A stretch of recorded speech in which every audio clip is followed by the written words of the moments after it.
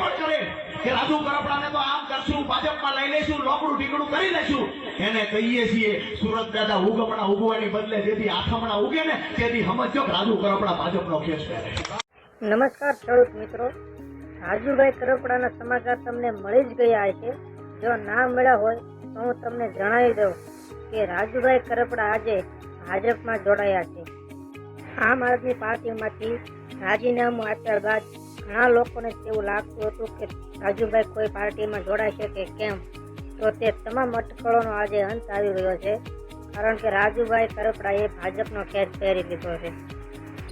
ભાજપમાં જોડાયા બાદ રાજુભાઈએ સાથી આગેવાનો સાથે હર્ષભાઈ સંઘવીની મુલાકાત પણ કરી હતી.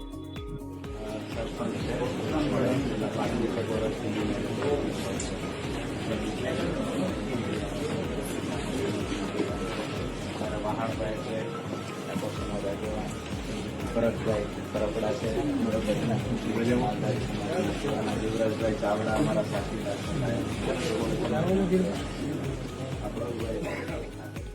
ભાજપમાં જોડાયા બાદ રાજુભાઈએ કહ્યું કે જો તમારે જનતાના ખેડૂતોના કામ કરવા હોય તો સત્તા પક્ષમાં રહેવું જરૂરી છે, ત્યાં માટે હું સત્તા પક્ષ સાથે જોડાયો છું.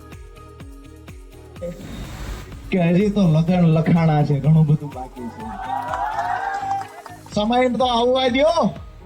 તો મિત્રો, હવે તમને શું લાગે છે, રાજુભાઈ જેમ પહેલા ખેડૂતોના કામ કરતા હતા તે જ રીતે ભાજપમાં જોડાયા બાદ પણ કરી શકે કેમ?